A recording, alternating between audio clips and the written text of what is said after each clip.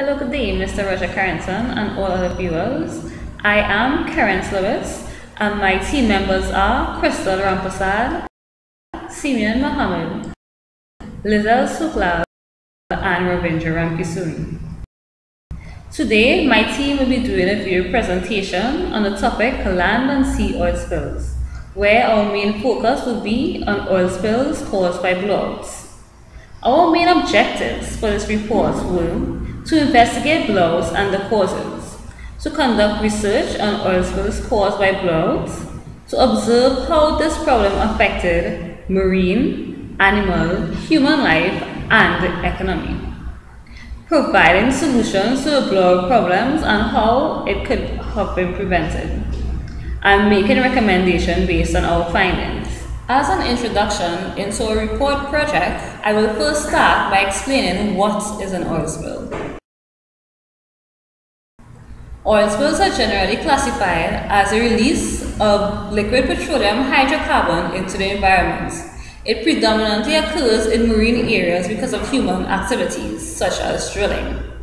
Oil spill results from the release of crude oil from tankers, offshore platforms, drilling rigs, and wells. In our report, we observed the most recent and historical well-known oil spill. This is the Deepwater Horizon oil spill, which was caused by a blowout preventer failing. What is a blowout preventer? Because of this failure, this led us to a research problem of both offshore and onshore drilling, which routinely creates oil spills, which are sometimes caused by blowouts. Now hand over to Crystal as she explains what is a blowout. Ultimately, drilling is the main cause of oil spills, but three factors that stem from drilling are the reservoir pressure, formation kick, and failure of the blowout preventers and control system.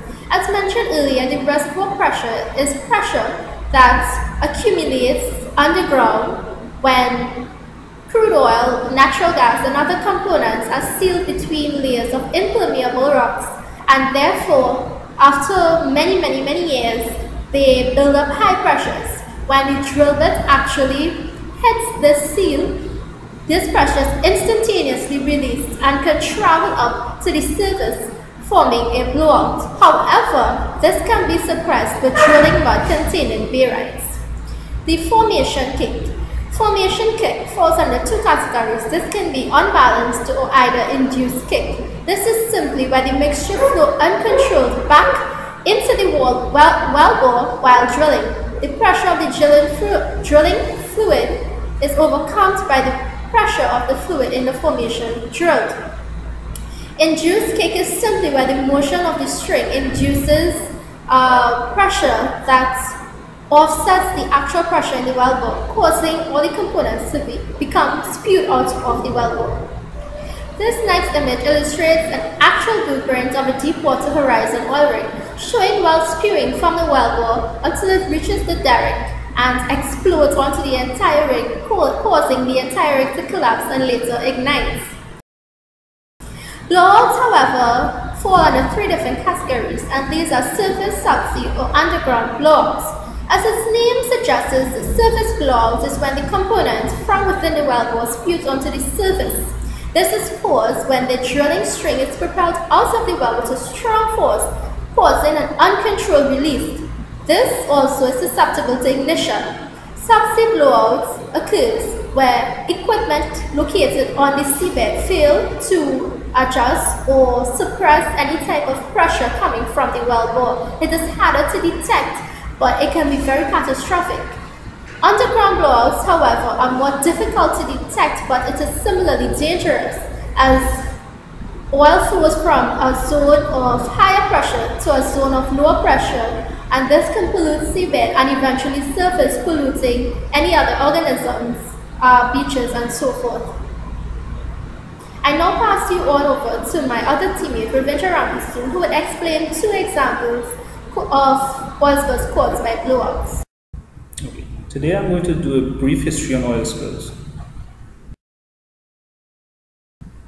The figure shows the wellhead blowout in the Gulf of Mexico in 2010, which claimed the lives of 11 persons.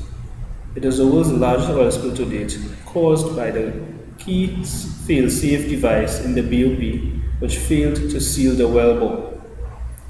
This caused the leakage of estimate 53,000 barrels per day over a 3-month period, which amounted to 172 million gallons of oil which entered the ocean. This figure shows a wellhead blowout in the Bay of Campeche, Mexico in 1980, spilling 140 million gallons of oil into the ocean, caused by the platform collapsing into the wellhead area, caused by the loss of drilling mud circulation, creating the blowout, causing it to ignite. I now pass you on to Simeon Mohammed. Today I'll be doing the effects of oil spills. There are 4 effects that we'll be talking about. Effects on plant life, which oil causes soil to lose the ability to absorb water, right? So it leads to choking of plants. The plants can't get water. Light oil seeps into topsoil quickly and prelocates and contaminates groundwater. Also, the effects of oil spilled on wildlife. There are also serious impacts to wildlife by the poisons which are produced as a result of refined petroleum. Too much oil in the environment or ingested oil can poison wildlife, interfere with the breeding process, and damage the red blood cells. Also, effects on human life. Freshwater sources can become contaminated as oil can penetrate through soil and leak into rivers and streams. When ingested, can cause harmful effects on human health. Eyes, skin, and can be burnt by some of the unstable chemicals found in petroleum. Also, the effects of marine organisms on marine organisms. They can experience hypothermia, and the ingestion of oil creates toxins in the system. This is seen in animals in the immediate vicinity of oil spills, and also by animals further up the food chain. This picture shows the effects of BP's Deep Horizon on a beach, and effects like this would have tarnished the company's reputation, also devastate tourism to that beach. This next picture shows a pelican covered with oil. With its wings like that, it wouldn't be able to fly and it will drown. That is the effect of oil spills. This next picture shows the cleanup operations and the manpower it takes, and manpower like this takes a lot of money and costs a lot to the company and the government. Prevention of oil spills. The aim of oil operations is to complete all tasks in a safe and efficient manner without detrimental effects to the environment.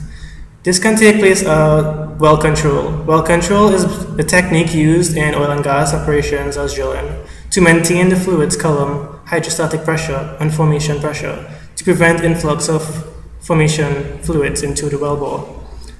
Well control consists of blowout preventers, cementing, well startup procedures, capping and containment, relief wells, and drilling mud. My part deals with solutions to oil spills. These include skimming, natural degradation, dispersants, and biological helpers. Skimming involves the use of skimming equipment with fine filtering systems that eventually eliminates the oil spill. Natural degradation is as follows. If the oil is not likely to pollute fishing areas or coastal regions, the best way to deal with an oil spill is to let it naturally break down. Current, sun, and wind will cause the oil to dissipate over time. Dispersants are chemicals that break down the tension that keeps oil and water separated. When oil is sprayed with a dispersant, the oil collects in smaller droplets and sinks. This allows for greater natural breakdown. The final solution being biological helpers is another method that is used to release biological agents into the water to help promote breakdown. Fertilizing agents such as nitrogen and phosphorus promote bacteria in the water. This helps oil to disperse and naturally break down. In conclusion, we can say that oil and gas in the ground are under remarkable pressure, so when the drill bit enters the reservoir containing the hydrocarbons, that would be when a blowout may occur. When this occurs, oil and gas then flows up the annulus. Hydrocarbons would reach the drilling rig where they can ignite, causing a blowout that often causes an explosion and fire. Maintaining a high level of safety is a vital ingredient for the successful economic development of the large reserves held in high pressure and high temperature areas. The future, therefore, truly belongs to those parties who, individually or in combination, can prove they possess the understanding, tools, and techniques necessary to manage and control the inherent risks. My colleague Crystal will now take care of the recommendations. We recommend KDS, which is the Key Data Source to Structure Hardware for Wellbore Kick Detection, and this is actually supported by shell corporations to early detect formation kick in order to properly curtail it in order that a catastrophic oil spill would not occur, as such in the Deepwater Horizon oil spill and the Iptok oil spill. Secondly, we recommend that inspections be carried out. Frequent inspections of BOPs and supporting equipment, particularly the older ones, are imperative. MMS, which is also the Minerals Management Service of the federal government, emphasizes that blow-prevented drills must be conducted every 3 days. And this brings us to the end of our video presentation. Thank you for listening.